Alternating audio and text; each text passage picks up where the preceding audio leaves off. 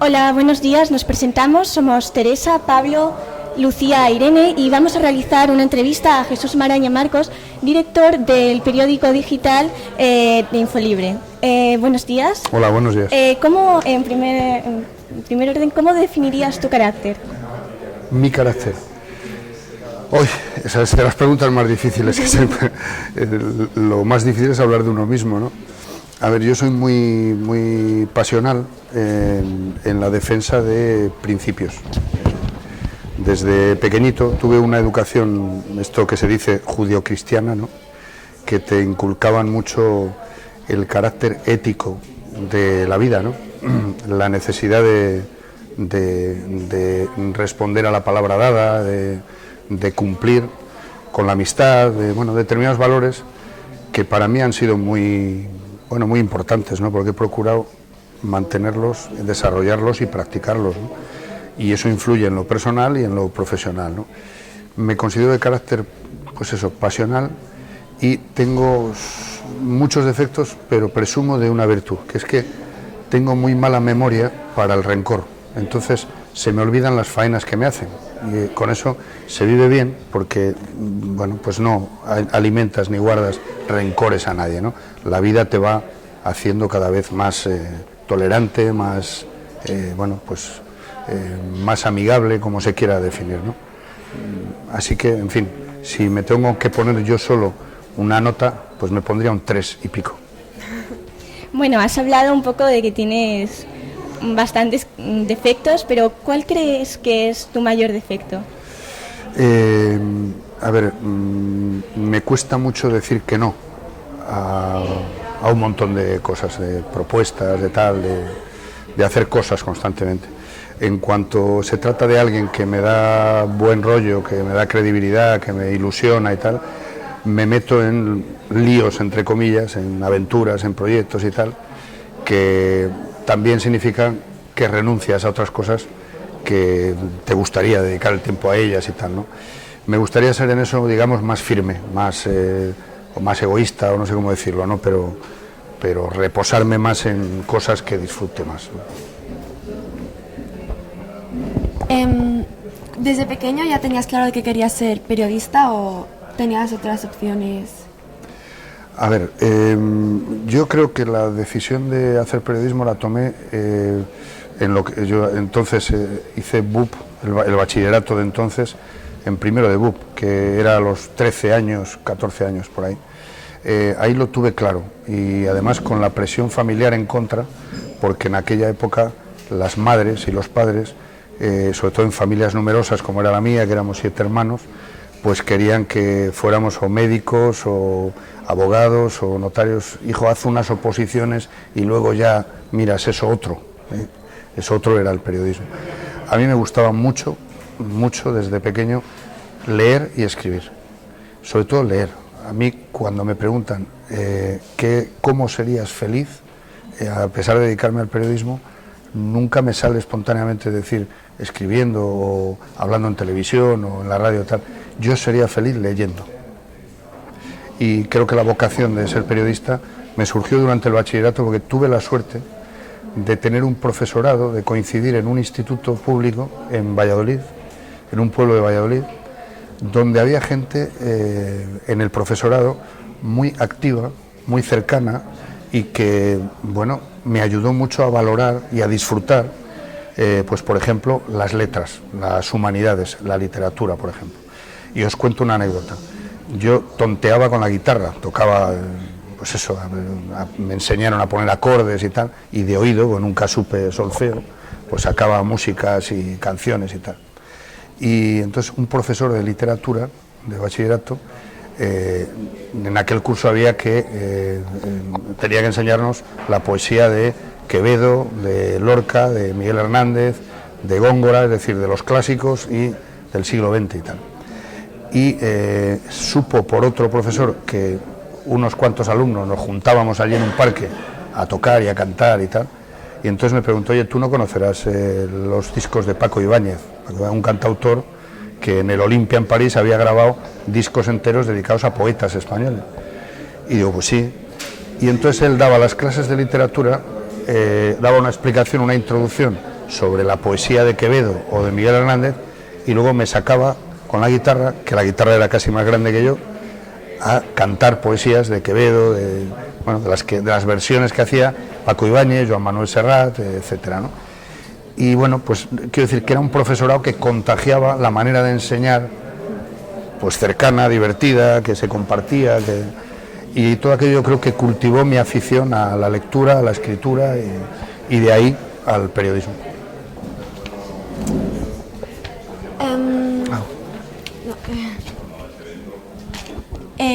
¿Y hay alguna persona en el periodismo o en otro ámbito que admires, que sea como una especie de ídolo o algo así? Muchos, sí. Españoles y extranjeros, ¿no? En distintas facetas para mí han sido referentes en distintas etapas, pues desde Iñaki Gabilondo a Richard Kapuscinski, ¿no? Por poner dos ejemplos muy diferentes y de muy distintos orígenes, ¿no? Gabilondo porque creo que ha representado una manera de hacer periodismo, bueno, pues con unos principios también, ¿no? Y de manera seria y rigurosa y demás, una serie de valores que yo comparto. Y Kapuscinski porque siendo escritor más que periodista, pero supo dedicar parte de su vida a hacer algo que es fundamental en periodismo, que es acercarse a la gente y compartir con la gente. Es decir, yo nunca he creído en el periodismo de mesa y teléfono, y por lo tanto ahora tampoco creo, incluso en el periodismo digital, exclusivamente en las pantallas y creo que hay que estar cerca de la gente y empaparse de eso. Y Kapuscinski decía dos cosas que yo comparto absolutamente y por eso ha sido un referente periodístico, literario y ético sobre todo, ¿no? Que es, hago un inciso, cuando yo empecé en el periodismo en las facultades y tal, en esa época, en los años 80, se tenía muy instalado que para ser buen periodista, como no estamos en horario infantil, lo puedo decir, se decía, para ser buen periodista hay que ser un hijo puta, hay que ser mala persona. Para escalar, para triunfar en el periodismo, había que dar codazos, había que llegar antes que nadie a la noticia, había que pisar la exclusiva al de más allá, todo eso, ¿no? Era lo que se palpaba, lo que se enseñaba, lo que... Bueno, yo eso me asustaba un poco, porque para eso hay que tener una madera determinada, ¿no? Y hay mucha gente en el oficio que la tiene, ¿no? Kapuscinski dio con otra clave, que no es exclusivamente suya, que antes que él había manejado periodistas ilustres, ¿no? Pero Kapuscinski lo visibilizó, lo hizo visibilizar muy bien, ¿no? Que era eso de que para ser buen periodista hay que ser buena persona. Y por tanto, no existe la objetividad, ni la neutralidad, ni la equidistancia. Lo que sí existe y hay que exigir es la honestidad a la hora de tratar la realidad. Entonces, si tú estás cubriendo una noticia sobre la frontera de Melilla y cómo se trata a quienes tratan de saltar la valla y llegar a un mundo mejor, pues es muy difícil que si se produce violencia, se produce un trato injusto, el periodista quiera ser y pretenda ser equidistante. Yo ahí creo que es obligatorio que se perciba la humanidad del periodista, estar cerca de la gente, compartir con la gente y eso sí, diferenciar los hechos de las opiniones y actuar con honestidad, ¿no? Para mí en eso Kapuscinski pues, fue un ejemplo referente. Bueno, pasamos ya a las preguntas. Y para finalizar un poco esta entrevista, ¿cuál sería tu lema en la vida? Tengo que decirte que yo creo muy poco en los lemas, me asustan un poco, porque creo que los lemas es muy difícil que permanezcan, constantemente se aplican lemas y en eso las redes sociales ahora, Twitter por ejemplo, es una especie de surtidor de lemas, ¿no?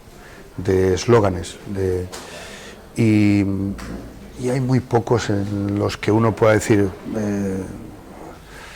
me identifico totalmente y para siempre, ¿no? El para siempre y el nunca jamás, y más en periodismo yo creo que hay que desterrarlos, ¿no? Si tengo que buscar un lema y no sé si sale redondo, yo creo que es el respeto al otro. Entonces, sobre eso debería descansar casi todo lo demás. Pues el escuchar, aceptar los otros argumentos, aunque no los compartas, debatirlos, discutirlos, si eso se aplicara al periodismo, a la política, a la economía, a todo lo demás, creo que nos iría bastante mejor a todos.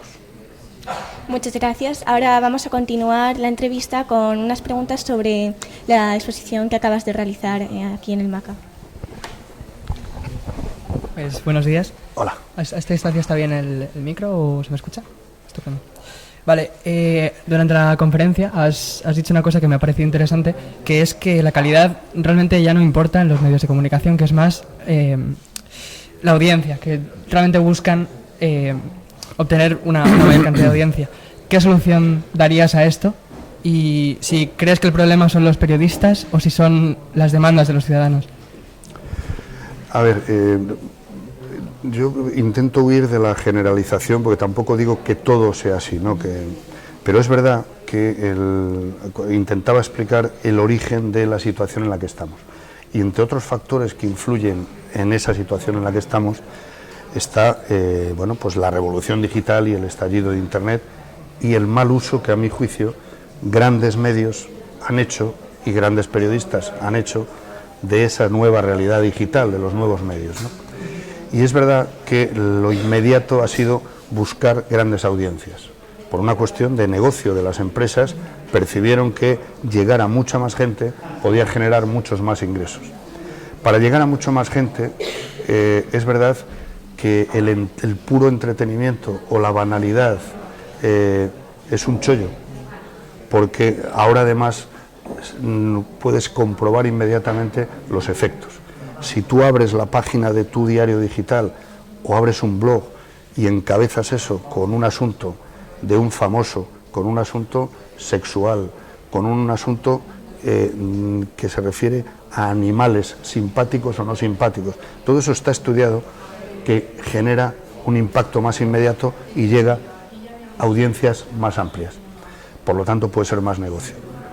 Pero eso, el tener como prioridad solo la audiencia, distorsiona la realidad, porque no se establece una jerarquía entre lo que es importante o trascendente o tiene consecuencias para tu vida o la de tus padres o la de tus futuros hijos, sino que es algo que se difumina inmediatamente.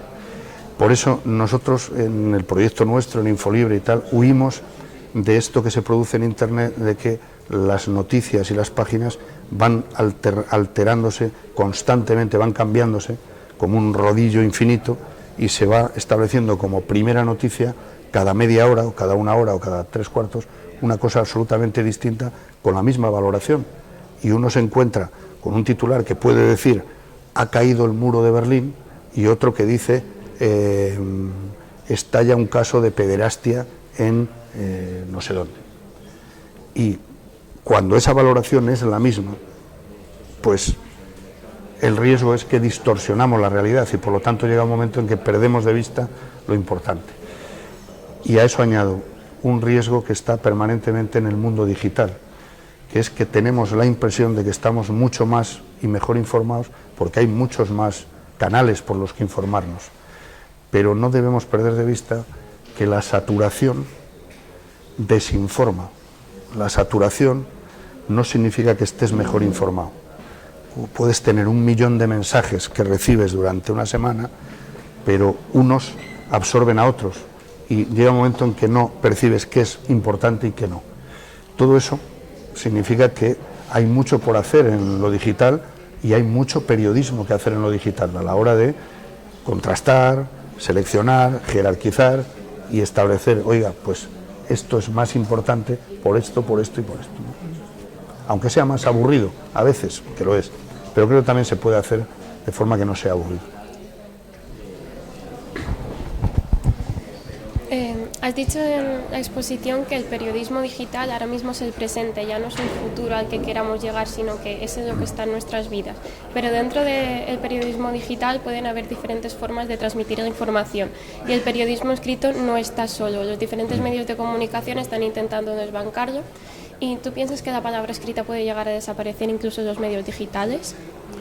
La palabra escrita, no, yo creo que no. Primero, lo de aquello de una imagen vale más que 1000 palabras, yo sostengo que una imagen vale más con 1000 palabras. Es decir, las imágenes, si no las completas con un relato, con un punto de vista, con la aportación de lo que no se ve en la imagen, pues pierde, es decir, tiene menos valor, informa menos que la palabra. Si en lugar de esta toma de imagen que está haciendo la compañera de lo que estamos aquí, otra cámara estuviera desde allí viendo lo que está haciendo Patrici y los compañeros, desde una cámara que esté al fondo, ya esa imagen va a variar la percepción que tenga quien solo vea esta otra. Pero si además de todo eso se nos escucha y tú y yo ahora empezamos a discutir sobre otro tema, la palabra es fundamental.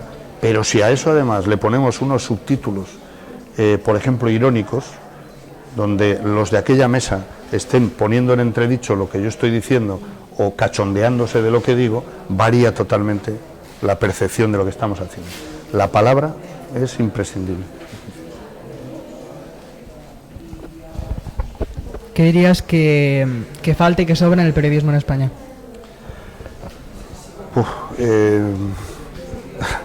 Mira, yo creo que sobra mucha prepotencia, mucha vanidad. Ha habido toneladas de vanidades que yo creo que condicionan la percepción que tiene la gente sobre lo que genéricamente llamamos periodismo. Sobra mucho de eso, sobra irresponsabilidad, sobra banalidad, sobra falta de honestidad. Es decir, o dicho de otra manera, falta todo lo contrario, falta que los periodistas reivindiquemos que somos necesarios, pero no por ser ni más listos, ni más poderosos, ni más nada que los demás, todo lo contrario, desde la humildad que exige lo digital, porque eso creo que es importante decirlo, no solo para periodistas, para todo el mundo. Lo digital tiene algo fantástico, que es que nos obliga a ser humildes a todos, a los que tienen más poder y menos, porque al que tiene poder y suelta en Twitter, en Facebook o en su blog o en un mensaje con una rueda de prensa un disparate, una falsedad, inmediatamente está retratado y tiene la respuesta de los ciudadanos comunes y molientes. Por lo tanto, te baja del pedestal, del púlpito, y te hace no igual, porque la desigualdad consiste en otras cosas, pero sí con las mismas posibilidades de emitir, de transmitir, de comunicar, ¿no? Entonces, es muy importante que se perciba esa necesidad de humildad para los periodistas y también para todo el mundo, ¿no? Para que se maneje sin esa prepotencia o sin ese sectarismo con el que tendemos a examinar y analizar y a comentar las cosas que ocurren, ¿no? Pues lo digital nos da herramientas y nos da armas para la tolerancia, para el diálogo, para el debate, para la discusión, para aprender juntos y para divertirnos, pero desde un punto de vista de respeto al otro, ¿no? Y en el periodismo, que es lo que me preguntabas, ¿qué echo de menos? ¿Qué falta? Todo eso que digo, y yo creo que también que los propios periodistas pierdan el miedo a ser independientes de verdad, es decir, que se den cuenta de que no es una cuestión de guerreros enmascarados ni de héroes de nada, sino que además en términos prácticos es una necesidad y una obligación. Si queremos que siga existiendo el periodismo en ese sentido que uno lo concibe, hace falta ejercer la independencia y compartirla con los ciudadanos. Es nuestro futuro. Entonces deberíamos administrarlo los periodistas de una manera además, si quieres, hasta egoísta. Es decir, diciendo, para que esto siga, tenemos que enfrentarnos al poder. Nunca he creído que el periodismo sea el cuarto poder, como se ha dicho siempre. Es bastante mito eso. Nunca hemos tenido tanta influencia. Siempre los otros poderes han tenido herramientas, mecanismos para callar y para distorsionar y para tapar, ¿no? Cuarto poder no, pero sí tenemos que ser contrapoder. Tenemos que dar guerra, tenemos que establecer cauces que sean un espejo para lo que hacen determinados poderes, ¿no? Dices que los medios de comunicación no mueren, sino que cambian. Y Pensamos que dentro de la siguiente etapa del periodismo puede estar dirigida por las redes sociales. ¿Tú piensas que eso puede llegar a ser un medio de comunicación en sí, que es la próxima etapa, o que solamente puede ser un complemento publicitario para los artículos? Las redes sociales.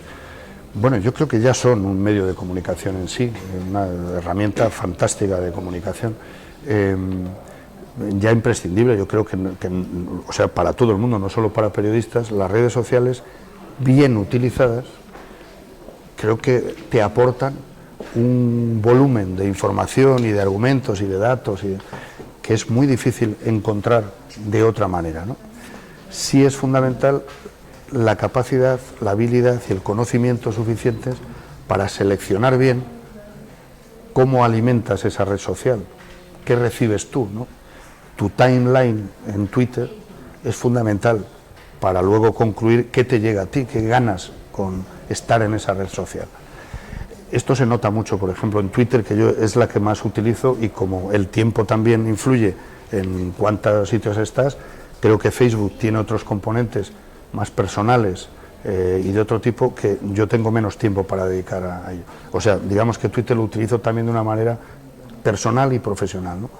Pero a lo que iba, en Twitter se nota mucho quién lo utiliza también, como decíamos antes, desde la humildad, desde la posición de escuchar, de leer y de compartir, y quién lo utiliza como púlpito y puro derroche de vanidades. Es decir, hay gente que te encuentras todos los días diciendo yo creo que tal, y lo dice de una manera, en un tono, porque hay tonos también por escrito, que notas que estás soltando una soflama o un desahogo o una provocación o lo que sea, desde una altura determinada, ¿no?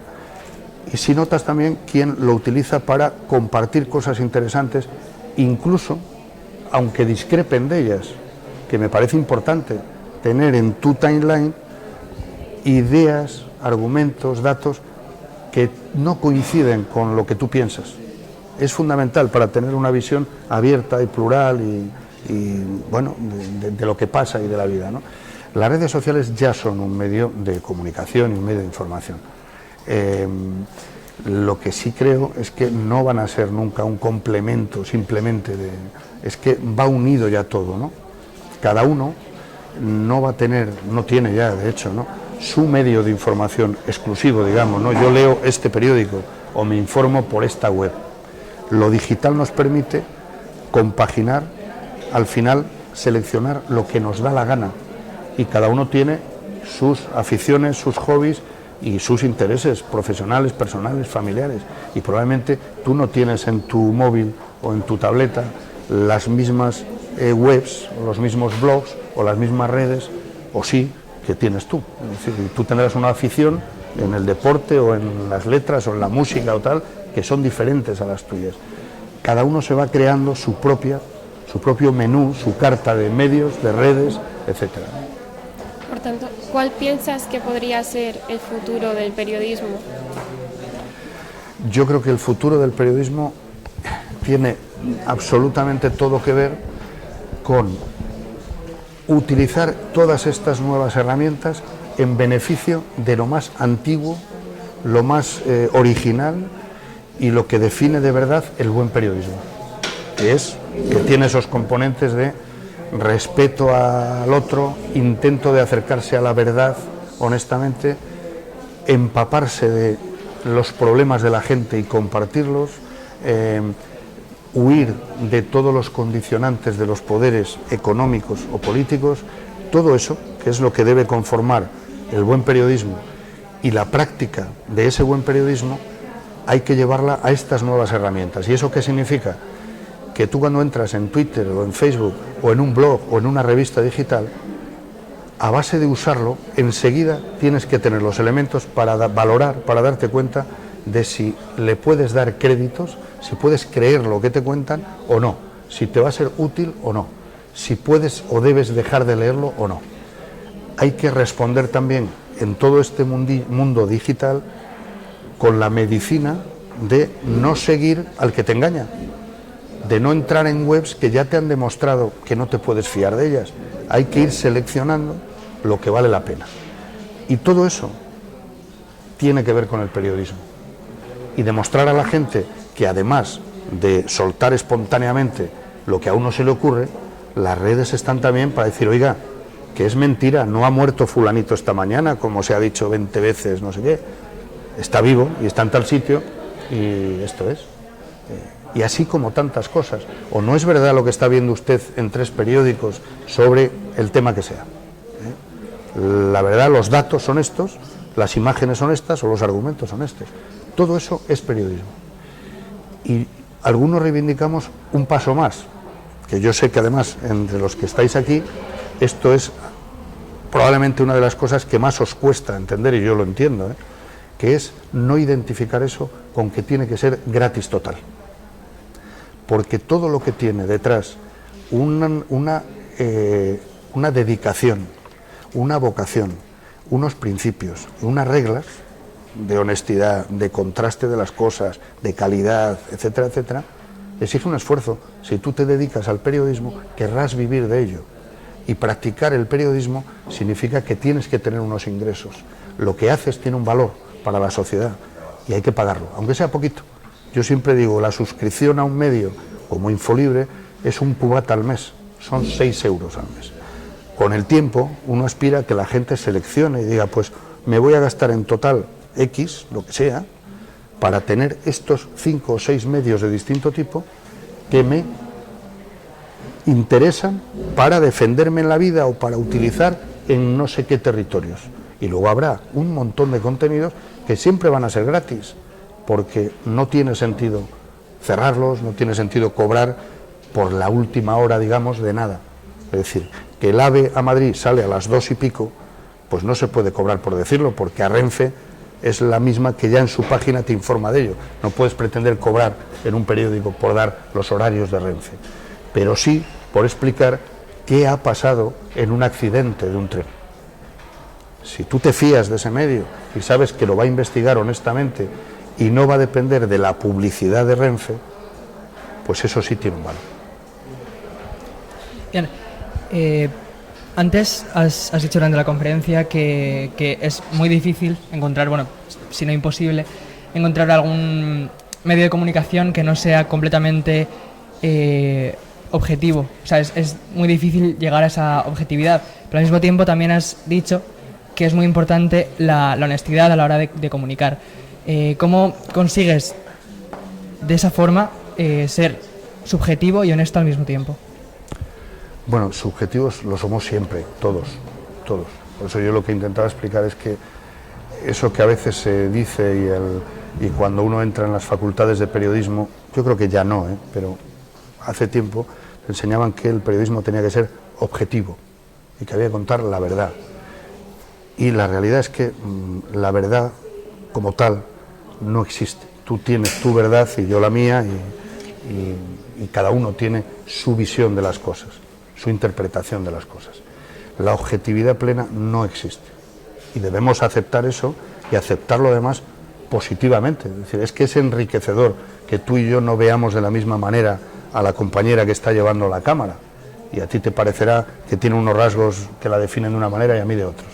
Lo importante es que cuando tú definas a la compañera yo me pueda fiar de que lo estás haciendo sin ningún condicionante, porque te cae mal por no sé qué otra cosa, o porque es de un grupo de amigos a los que a ti no te apetece acercarte, y entonces eso te lleve a valorar de otra manera lo que está haciendo. Eso no es honesto.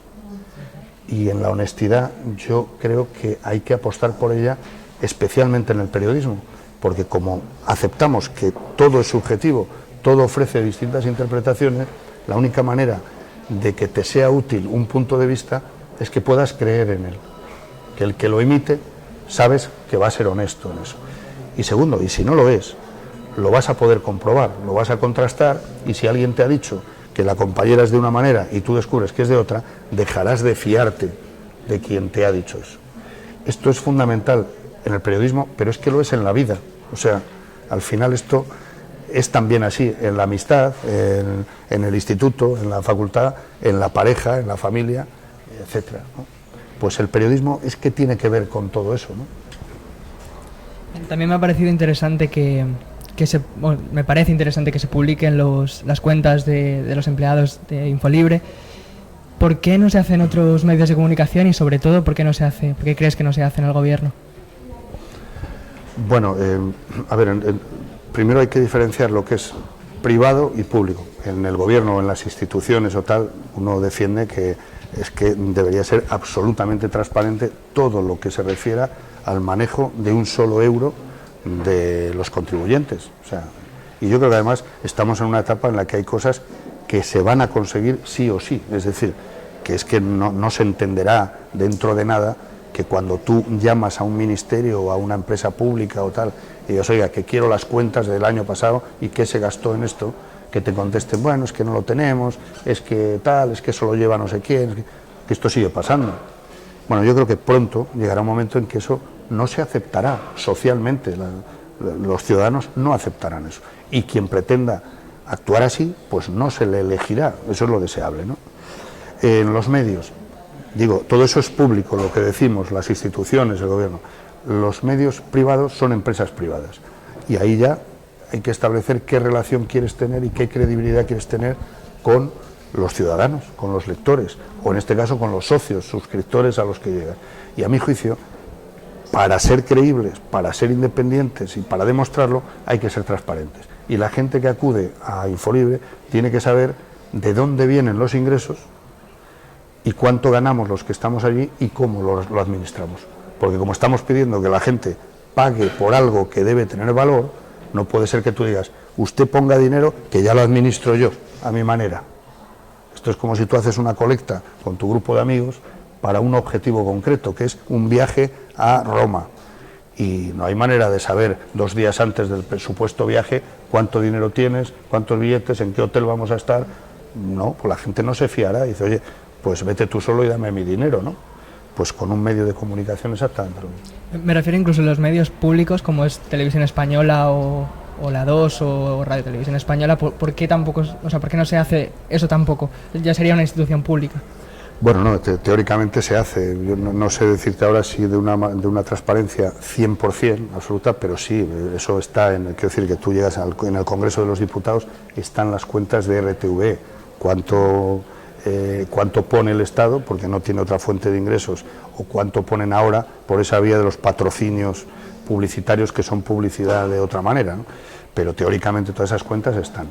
Y los sueldos también. Cuesta mucho, de todas formas, siguen empeñados en hacer determinadas trampas en los sueldos de algunos directivos o presentadores o tal, meten cláusulas de, bueno, pero tiene esto y luego tiene una colaboración de no sé qué y luego hace un anuncio de no sé cuál, y ahí ya empieza a ensombrecerse la supuesta transparencia. Eso es verdad que sigue ocurriendo. Bueno, yo insisto en lo mismo, es que es de esas cuestiones que hay que exigir que ya, porque no cuestan, es decir, no hay que cambiar institucionalmente este país para que haya transparencia, simplemente hay que decir, esto es transparente, es decir, esas cuentas háganse públicas y en Internet además directamente todo ciudadano puede ver absolutamente todo lo que se refiere al dinero público. Eso es una cuestión de voluntad, no de... La sociedad actual se define en una gran consumidora de información y el periodismo es la base esencial de ello. Por tanto, muchas universidades están incluyendo dobles grados en los que se incluye el periodismo a diferentes estudios universitarios. ¿Qué piensas sobre ello y qué consejos darías a los nuevos estudiantes de periodismo? Bueno, yo primero, consejos poquitos, porque no me atrevo, creo que al final los consejos pueden ser contraproducentes, porque cada uno la vida le va llevando a determinados situaciones, reacciones, etcétera, y guiarse obsesivamente por un consejo me parece que es contraproducente. En cuanto a la educación universitaria y en relación con el periodismo, yo lo que sí percibo es que a pesar de que se ha avanzado mucho, sigue habiendo como una distorsión entre las posibilidades prácticas de conocer el periodismo y cómo funciona y la parte teórica de las facultades, ¿no? Yo creo que hace falta empapar mucho más la relación y el circuito entre los medios y las facultades y las escuelas de periodismo, ¿no? Porque la realidad cambia tan deprisa y los instrumentos cambian tan deprisa que me da la impresión de que parece como que en ese terreno llegamos tarde, es decir, que cuando vienen cada X meses a Infolibre o a otros medios donde yo he estado y tal, y llegan los alumnos de facultades a hacer prácticas, pues a veces ves compañeros y compañeras que vienen muy preparados en algunos aspectos, pero absolutamente desconocedores de herramientas básicas, que herramientas básicas puede ser las humanidades, que son fundamentales en el periodismo y en todo lo demás.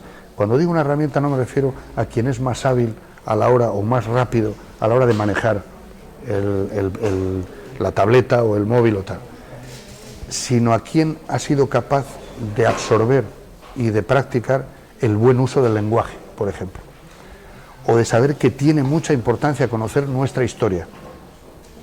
No hace falta convertirse en historiador para tener unas claves y conocerlas de dónde venimos, ¿no?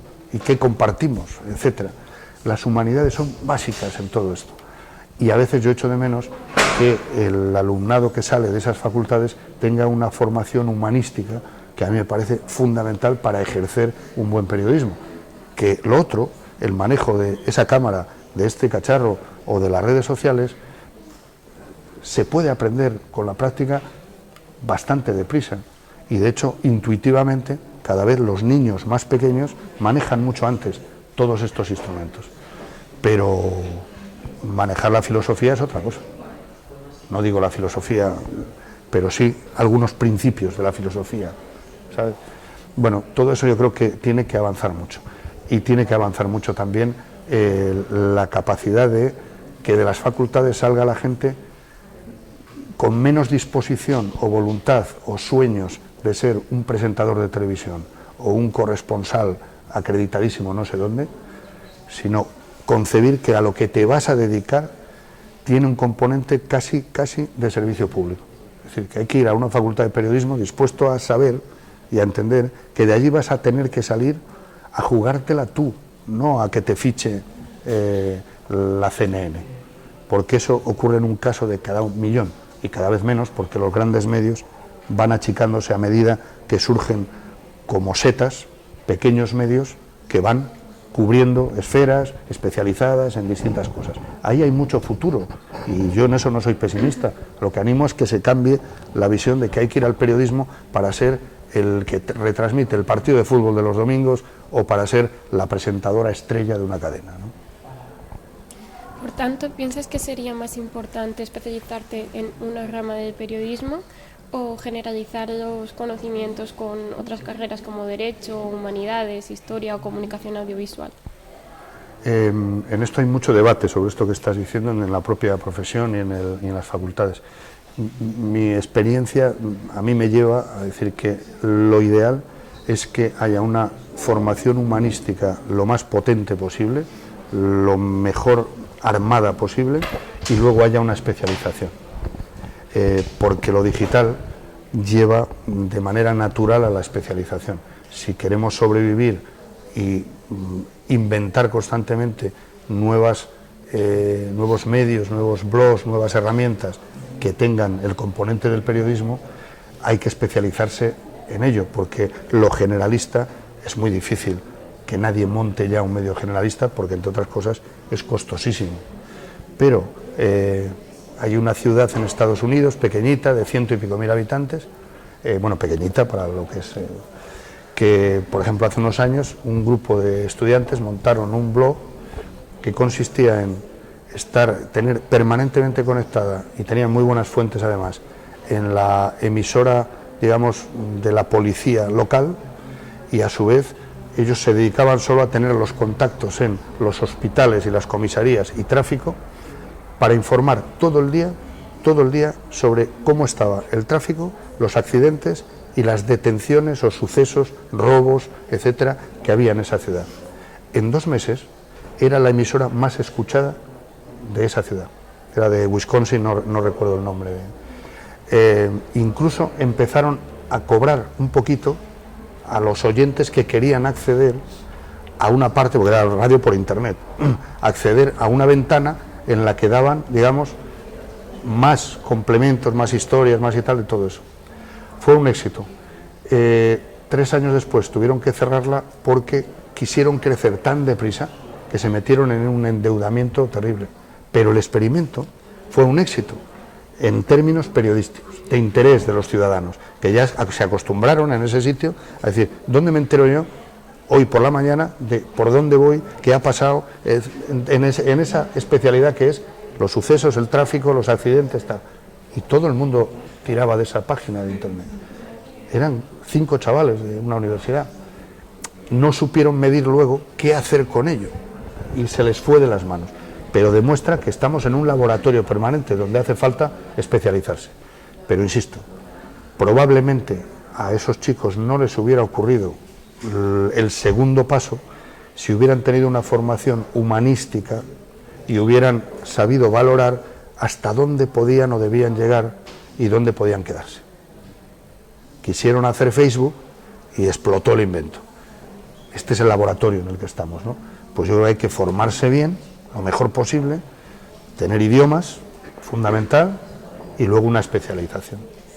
Perdona, Pablo, las compañeras querían también hacer unas preguntas. Nosotras solamente te queremos hacer una pregunta, que es si crees que ahora que existe la prensa digital, los periódicos en papel van a ser sustituidos y van a desaparecer.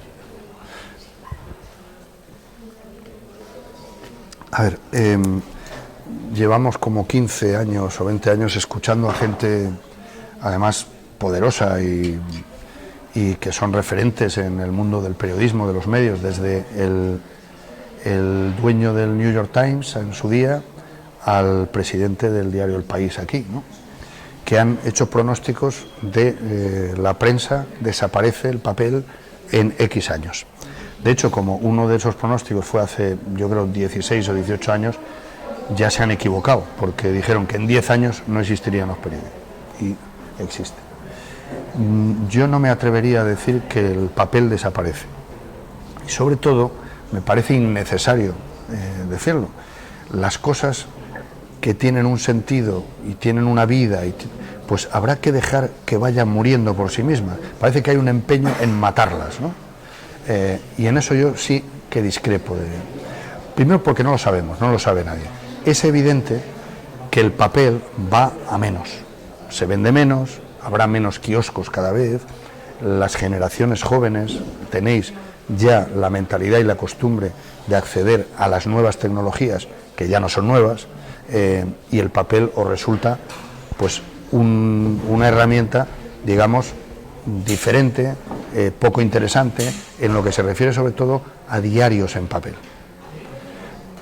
Yo mantengo que el papel seguirá teniendo un sentido, siempre, que puede que finalmente sea casi para coleccionistas o para aficionados a cosas muy concretas. Nosotros hemos puesto en marcha un digital, pero a la vez sacamos a la calle un mensual en papel, que se llama Tinta Libre, y es un mensual de historias, con firmas reconocibles, con firmas, digamos, cualificadas. Pero a la vez es donde, pues, un Joaquín Sabina escribe, es el único sitio donde él escribe versos todos los meses.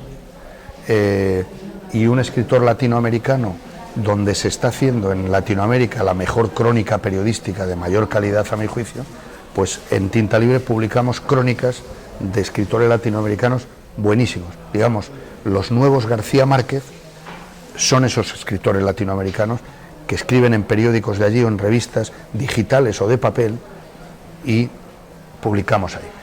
Y pretendemos que eso sea una especie de complemento o de puente de gente que está todavía en la cultura del papel, pero puede ya y quiere manejar lo digital y puede compaginarse. No es imprescindible. Yo he adquirido la costumbre de lunes a viernes solo veo los periódicos en la pantalla, en el iPad, y estoy suscrito a varios y los veo todas las noches en la pantalla o en el móvil. Pero el sábado y el domingo disfruto desayunando con el papel. Y porque además los periódicos de papel pronto, seguramente, hagan eso. De lunes a jueves habrá cada vez menos diarios en papel, y los fines de semana tiene sentido que haya ediciones en papel de periódicos digitales, que hagan una lectura sobre temas de cultura, o de ocio, o de crónica política, o de investigación. es decir, que busquen nuevas formas de comunicar a través del papel. Así que yo no pondría fechas a ¿cuándo muere el papel? Pues no lo sé, se mató también la radio cuando apareció la televisión, se dijo, la radio va a durar 3 años. Y la radio, en momentos muy concretos de los últimos años, ha sido el medio estrella otra vez, el que más inmediatamente ha comunicado y uno de los que ahora mismo sigue teniendo mayor credibilidad. O sea que yo creo que hay que ir de forma natural a ir utilizando, absorbiendo y compartiendo todas las nuevas herramientas sin matar a las anteriores, ya si la gente las va a ir descartando por sí misma, ¿no? Vale, gracias. Gracias a vosotros. Termina ya. A mí me gustaría saber más a nivel de demanda ciudadana de información, si crees que hay algún tipo de intención, no sé si uso bien el término, pero de intención catártica a la hora de como buscar una situación o una noticia dramática, ya que su propia situación es dramática, y de esa forma como dar menos importancia a las suyas propias. Dices los grandes medios. Digo a la hora de la demanda ciudadana de información, Sí. Es decir, buscan esas noticias para sentirse mejor consigo mismas, o si piensas, o sea, perdón, me paso valenciano, que si Lo crees, dicen los propios ciudadanos. eso es, sí, a nivel personal. Bueno, pero ha existido siempre, ¿no? El periodismo sensacionalista siempre ha obedecido a una especie de demanda de cuestiones morbosas o banales o excitantes por el motivo que sea. Siempre ha existido. A mí lo que me molesta es que normalmente se echa la culpa al público, a los ciudadanos, pero el nombre, yo no comparto que no se pueda poner en prime time en televisión a las 9:30 de la noche un programa cultural otra cuestión es que alguien sepa hacerlo de manera que capte la atención de una suficiente audiencia, ¿no? Pero que se puede hacer, claro que se puede, y hay muchos ejemplos por ahí de buenos programas que funcionan, y programas interesantes y que tienen contenido, etcétera. O sea, no está escrito grabado en piedra que para captar la audiencia haya que componer un menú de asesinatos, sexo, fama y no sé qué. Eso es un uso torticero de los intereses de la gente, ¿no? Es el que se da habitualmente, el que yo veo. Sí, porque se reacciona a eso, y porque, pero es una cuestión casi física. Es decir, en ese sentido creo que la culpa de eso, la responsabilidad, digamos, la tienen quien emite, no la ciudadanía, porque eso digo que es física, porque si tú estás haciendo zapping y en un canal está una orquesta tocando, en el otro un documental de animales, en el otro no sé qué, y de repente aparece alguien gritando, pues tú te quedas. Pero es que te pasaría lo mismo si no existiera la televisión, y de repente tú y yo estamos aquí hablando y en aquella esquina apareciera alguien gritando o desnudándose a toda prisa. Pues claro, es una cuestión casi fisiológica, se te va la vista y te quedas ahí pillado. Bueno, a la hora de superar esas, digamos, condicionantes casi fisiológicos o emocionales, para eso están las humanidades, la educación, el diálogo, las buenas herramientas bien utilizadas, el buen periodismo, todo eso, y yo creo que en eso se puede ir progresando, si no nos equivocamos en el uso de esos medios, ¿no? De manera que llegue un momento en que casi emocionalmente te provoque eso rechazo.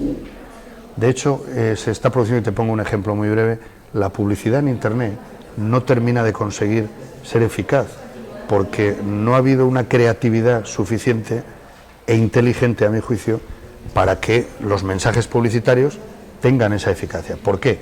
Porque han aplicado la misma medicina, han ido a formatos de publicidad que son agresivos, son ruidosos, son invasivos, son molestos, te provoca rechazo. Es decir, abres una página y de repente sale un coche, a un tipo cantando o una tipa gritando.